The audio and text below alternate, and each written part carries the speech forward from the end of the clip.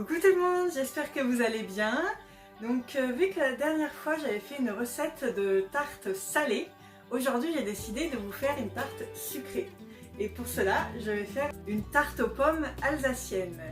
Donc pour ce faire, il vous faudra de la farine de blé, de l'huile végétale, donc là j'ai pris de l'huile de tournesol classique, de la cannelle, ce qui est facultatif car je sais que certaines personnes n'aiment pas la cannelle, donc vous pouvez l'omettre des ingrédients, du sucre et de l'eau. Donc j'ai ma balance, j'ai mon saladier, hop, j'ai fait la tare, il n'y a plus qu'à peser la farine. Donc pour une pâte brisée, vous aurez besoin de 250 g de farine.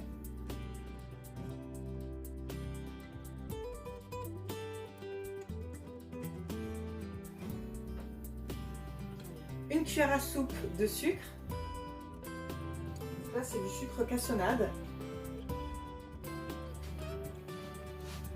Une cuillère à café de cannelle.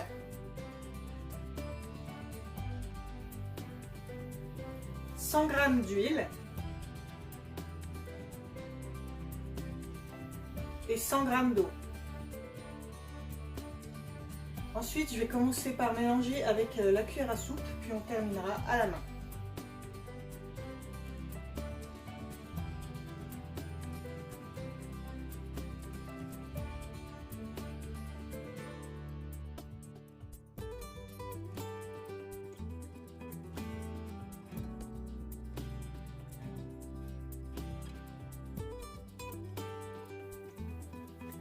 Du coup, ça nous donne une jolie boule comme ça de pâte qu'on va pouvoir couvrir et laisser poser pendant 1 heure. A tout à l'heure. Alors, nous voilà 1 heure plus tard. On va pouvoir travailler la pâte. Donc vous pouvez la mettre sur un plan de travail fariné ou alors comme moi sur un papier cuisson si vous en avez un assez grand. Moi je trouve qu'il n'est pas extrêmement grand mais ça suffira. Un rouleau à pâtisserie ou alors si vous n'en avez pas, vous pouvez utiliser une bouteille en verre par exemple, ça fait très bien l'affaire. Et c'est parti, on étale.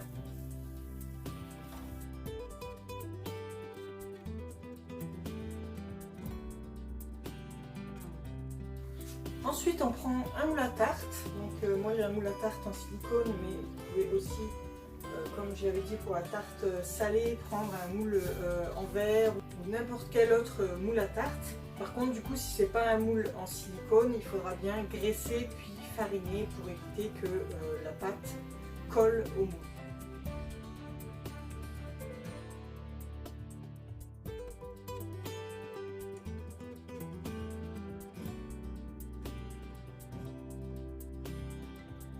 Donc je pense que pour la quantité de pâte que j'ai là, mon moule est un peu trop petit. Donc si vous avez un grand moule à tarte, je pense que ça conviendra mieux.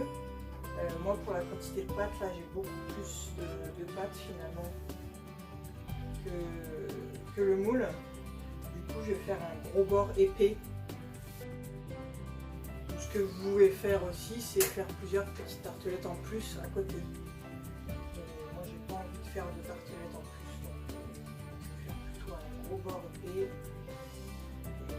ce sera bien bon parce que la pâte sera déjà très bonne.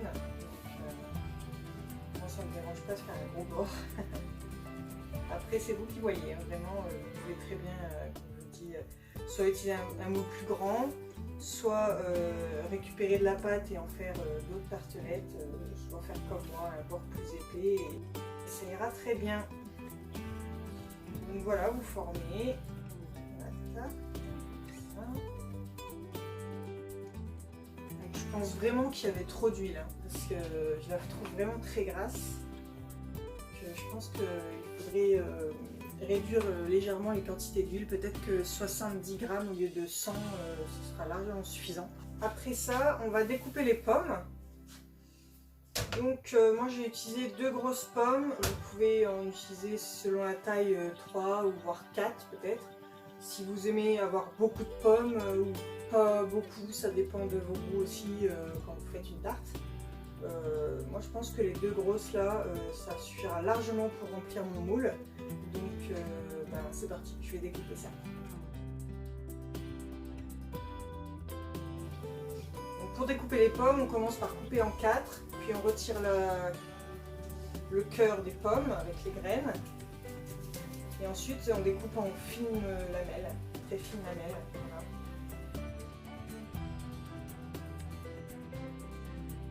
Alors moi je ne retire pas la peau parce que c'est des pommes bio, mais si vous préférez enlever la peau, c'est comme vous voulez.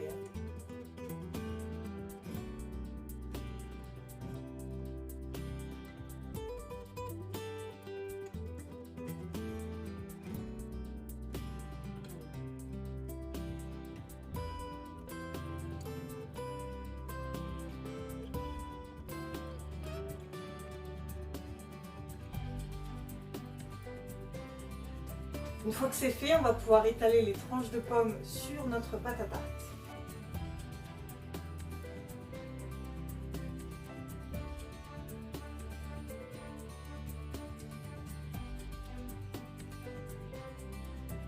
Donc là, c'est vraiment ce qui va déterminer le fait que votre tarte soit vraiment jolie.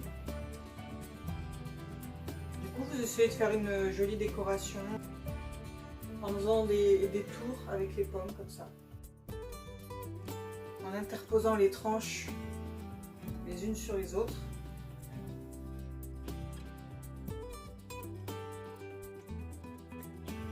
Moi, je vais garder les petits morceaux plutôt pour le centre, parce que sinon ça va pas faire bon.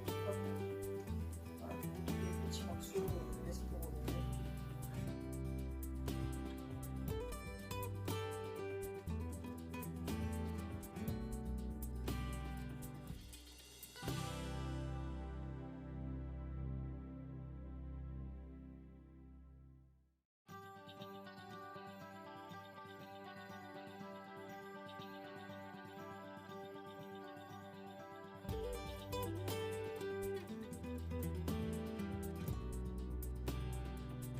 Voilà, donc, je vais vous montrer vite fait ce que ça donne et je vais la mettre au four une première fois pendant 15 minutes à 200 degrés. Voilà, je trouve que c'est pas trop mal. Vous pouvez peut-être faire mieux, j'imagine. Donc c'est parti, 15 minutes à 200 degrés, donc dans un four préchauffé à 200 degrés déjà. Et après, au bout de 15 minutes, on va la sortir et mettre l'appareil à tarte qu'on va préparer pendant qu'elle est au four. Allez, je vais mettre ça au four et je vous rejoins tout de suite. Donc pour la suite de la recette, on va utiliser le même saladier où j'avais mis la pâte. Pour l'appareil à tarte, il vous faudra de la farine de maïs, du lait végétal, donc moi j'ai utilisé du lait de riz et noix tigrée ou aussi appelé souchet, mais vous pouvez très bien utiliser un lait de soja ou un lait d'amande ou un lait de riz, un lait végétal au choix, du sucre et du sucre vanillé. Pour commencer, je vais mélanger la farine de riz, donc il m'en faut 10 grammes. Avec un petit peu de lait végétal.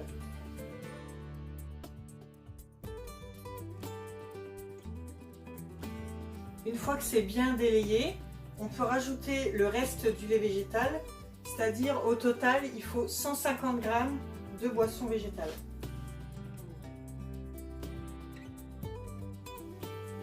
Un sachet de sucre vanillé et 60 g de sucre.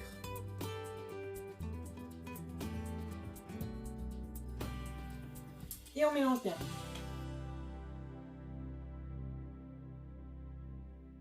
Une fois que c'est fait, on attend que les 15 minutes soient écoulées. On va pouvoir verser ensuite cette préparation sur la pâte. Et en fait, on ne le fait pas dès le début pour éviter de détremper la pâte. Après, si vous avez des amandes effilées, vous pourriez en mettre par-dessus votre tarte. Bon, malheureusement, j'en ai pas aujourd'hui, donc on fera sans.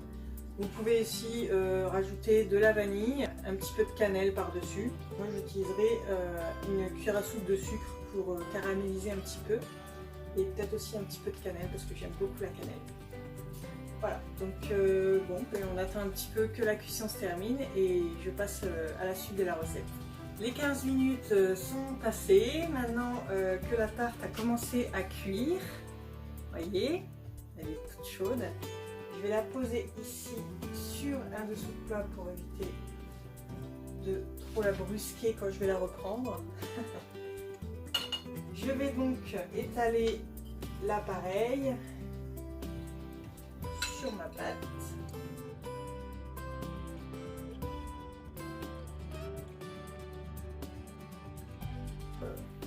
Là, je vais rajouter du sucre par-dessus, une cuillère à soupe et une petite pincée de cannelle. Si vous avez des amandes effilées, c'est encore mieux, c'est le top. Vous en mettez par-dessus comme ça. Et donc là, pensez à mettre le four à 180 degrés et c'est reparti pour 15 minutes. Et voilà, ma tarte est enfin prête. Je l'ai laissée refroidir un petit peu avant de vous la montrer pour que l'appareil à tarte est bien figé. Et regardez le rendu, c'est magnifique. Elle est caramélisée à souhait. Vraiment, elle sent super bon. C'est vrai que j'aurais eu des petites amandes effilées, là ça aurait fait la cerise sur le gâteau comme on dit. Vraiment, j'ai hâte de la goûter. Bon, mais j'espère que ça vous aura inspiré pour reproduire cette recette aussi chez vous. J'espère que cette vidéo vous a plu. Merci beaucoup de l'avoir regardée. N'hésitez pas à liker, à commenter ou à partager si ça vous plaît. En attendant, je vous dis à très bientôt pour la prochaine vidéo. Bye!